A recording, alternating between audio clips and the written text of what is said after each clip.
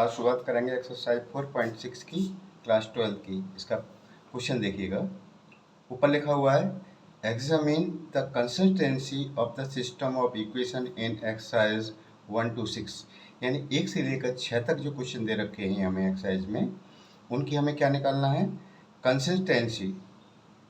ठीक है, अब देखिएगा ध्यान से कैसे निकालते हैं, मैं आपको बता देता हूँ। पहले कुछ चीज़ें बता देता हूँ, आपको बहुत आसानी से समझ में आ जाएगा। तो देखिए, पहला क्वेश्चन मैंने नोट कर रखा है। इससे पहले आपको कुछ चीज़ें बताता हूँ। If we have a matrix,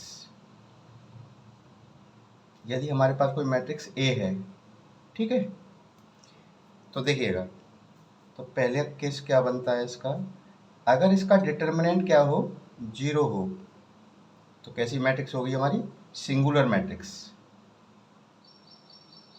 singular matrix कहलाएगी ये भाई। जिसका डिटरमिनेंट 0 हो गया, सिंगुलर मैट्रिक्स हो गई। यानी इसका हमें इन्वर्स नहीं फाइंड कर सकते। इसका मतलब क्या हो गया, A inverse does not exist.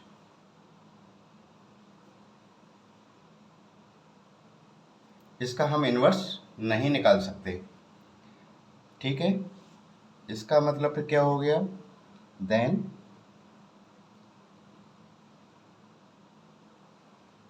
A is inconsistent.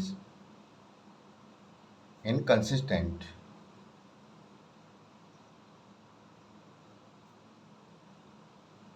तब हमारी मैट्रिक्स ऐसी होगी, इनकंसिस्टेंट होगी, यदि उसका डिटरमिनेंट क्या हो, 0 हो। पहली बात। दूसरी बात देखिएगा, सेकंड केस क्या होता है इसका, if determinant A not equal 0 हो, तो इसका मतलब ये कौन सी मैट्रिक्स होगी, नॉन सिंगुलर। इसे क्या बोलते हैं, non singular matrix. Non singular हो गई। इसका मतलब क्या कर सकते हैं हम, ए इनवर्स डज एग्जिस्ट, तब हम इसका इनवर्स निकाल सकते हैं।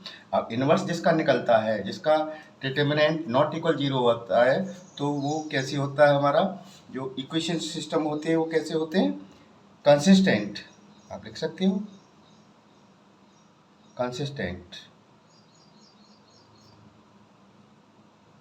ठीक, बस सिंपल सी बात है। देखो, किसी भी आपका सिस्टम ऑफ इक्वेशन दे रखा हो, अगर उसका हम क्या निकालें, डिटर्मिनेंट निकालें, और डिटरमिनेंट क्या आ जाए आपका, 0 आ जाए, तो समझ लेना हमें उसका क्या है, वो इनकंसिस्टेंट हो गई हमारी मैट्रिक्स। और इसका डिटरमिनेंट नॉट इक्वल 0 हो, तो मैट्रिक्स ऐसी हो जाएगी, नॉन सिंगुलर कहलाती है ना। तो उसका ए इनवर्स एग्जिस्ट करता है। एग्जिस्ट करता है तो वो कैसे हो गए, कंसिस्टेंट हो गया। ठीक है, अब ध्यान देना इसको कैसे करते हैं। इसको बहुत सिंपल क्वेश्चन है ये। अब देखिएगा, ये जो हमारा दे रखा है सिस्टम ऑफ इक्वेशन, इसे कैसे लिख सकते हैं, given system of equation can be written as, इसे ऐसे कैसे लिखा जा सकता है, देखो कैसे लिखते हैं, A X is equal to B की फॉर्म में। अब कहोगे सर ये क्या है, ए मेरी मैट्रिक्स हो जाएगी, एक्स वेरिएबल हो गए, और ये कांस्टेंट हो जाते हैं। अब देखो कैसे लिखता हूँ मैं, इसको ध्यान देते रहना, बस आपकी समझ बहुत अच्छे से आएगा।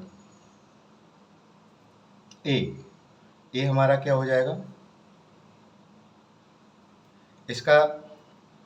इसका कोफिशिएंट क्या है, 1 है ना, देखो 1। सेकंड वाले का कोफिशिएंट क्या है, 2।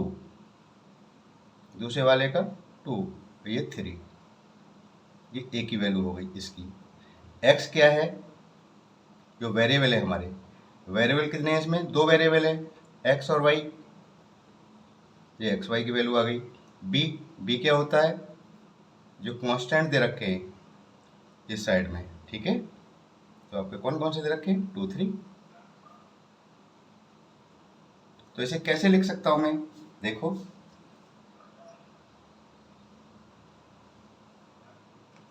ठीक,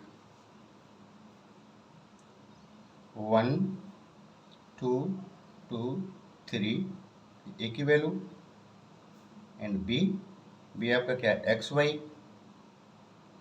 इज इक्वल टू, ये क्या है, 2 3, ये आपकी ए हो गया, ये बी हो गया, और ये क्या कहते हैं, बी नहीं, एक्स हो गया, बी तो ये होगा ना, ये एक्स हो गया। अब हमारी मैट्रिक्स ए है, इसमें मैट्रिक्स क्या है मेरी, ए है। मैं क्या निकालूंगा, इसका डिटरमिनेंट निकाल दूंगा। अगर वो 0 नहीं आता है तो कंसिस्टेंट हो जाएगा ना। तो देखो ए इनवर्स निकालें हम इस मैट्रिक्स का, वो डिटरमिनेंट निकालेंगे। डिटरमिनेंट निकालते हैं तो कैसे करते हैं, आपको पता है, इसका मल्टीप्लाई इसके 3 1 जा 3 माइनस 2 2 जा 4 माइनस का 1। Determinant of A is not equal 0 नहीं है, एंड वी कैन से, हम कह सकते हैं दिस सिस्टम ऑफ इक्वेशन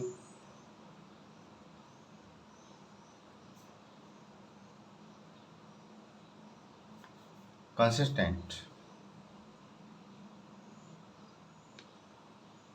ये कंसिस्टेंट हो गया, इसका आंसर आ गया। सेकंड वाला ले लेते हैं। सेकंड क्वेश्चन है आपका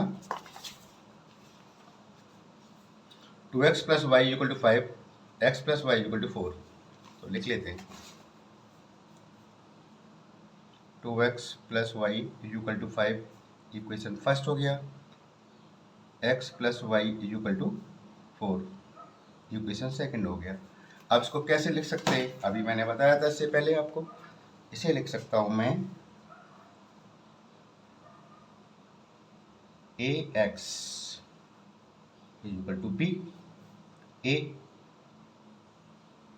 इनके x के और y के जो हमारे कोफिशिएंट हैं वो a वाले में आ जाते हैं, जो मैट्रिक्स बन जाते हैं। तो इसका 2 है, इसका कितना 1 है, इसका 1 और इसका 1।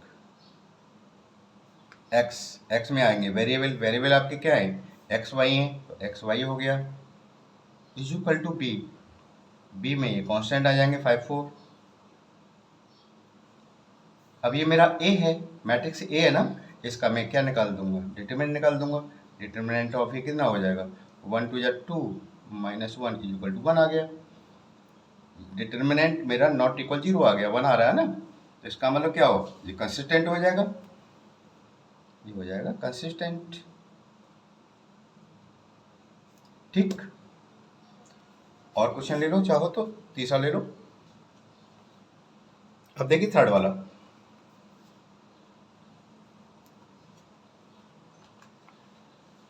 थर्ड वाला है question x plus 3y equal to 5, x plus 3y equal to 5, equation first, और 2x plus 6y equal to 8, equation second. इसे फॉर्म में लिख दो, क्या ax इक्वल टू b की फॉर्म में। तो ये देखो मेरा क्या निकल के आएगा, इसका कोफिशिएंट 1, इसका कोफिशिएंट 3, इसका 2 और इसका 6, ए की वैल्यू हो गई। और x जो वेरिएबल है आपके, x और y है ना, x और y वेरिएबल हो गया, इक्वल टू बी, इक्वल के इधर दे रखे होते हैं, यहाँ लिख लेते हैं। बताओ ये बात समझ में आ रही है। अब क्या करना है, मुझे जो a है ना, ए की यानी ये मैट्रिक्स, इसका मुझे वो डिटरमिनेंट निकालना है। डिटरमिनेंट नॉट इक्वल 0 आ गया तो कंसिस्टेंट हो जाएगा, अगर 0 नहीं आता है तो कंसिस्टेंट, और 0 आता है तो इनकंसिस्टेंट हो जाएगा मेरा। ठीक है ना, तो देखो यहाँ निकाल लेते हैं, ये जगह नहीं दिखाई देगा आपको, तो डिटरमिनेंट ऑफ ए निकालूंगा मैं यहाँ। तो देखो 6 1 जा 6 और 2 3 जा 6, क्या आ गया, 0 आ गया ये तो determinant of A equal to 0, इसका मतलब आप लिख सकते हो द सिस्टम इज इनकंसिस्टेंट।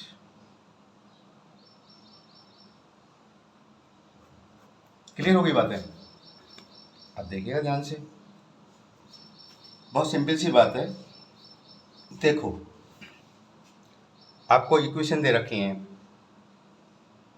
देखो इसमें 2 वेरिएबल हैं तो 2 इक्वेशन हैं। आगे वाले जो क्वेश्चन में आपने तीन वेरिएबल मिलेंगे देखने को।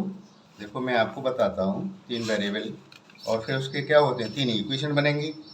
वेरिएबल 3 है तो इक्वेशन भी कितनी होंगी, 3 ही होंगी ना। देखिएगा फोर्थ वाले क्वेश्चन में देखो एक्स वाई जेड 3 वेरिएबल हैं तो इक्वेशन भी क्या है हमारी, 3 है कि नहीं है। तो यहाँ 2 वेरिएबल हैं तो 2 इक्वेशन है। तो जो इक्वेशन मुझे दे रखी है मैं उसे किस फॉर्म में लिख लेता हूँ, ए एक्स इक्वल टू बी की फॉर्म में। ए में क्या आता है, एक्स और वाई के क्या आते हैं, कोफिशिएंट आते हैं, ठीक है। बी में जो हमारे वेरिएबल हैं एक्स वाई दे रखे हैं वेरिएबल, ठीक है, और ये वाला हिस्सा बी बन जाता है बी। फिर जो ए मेरी मैट्रिक्स है इसका मैं डिटरमिनेंट निकाल लेता हूँ। डिटरमिनेंट मेरा क्या आता है, अगर 0 आता है इनकंसिस्टेंट, अगर 0 नहीं आता है कंसिस्टेंट हो गया।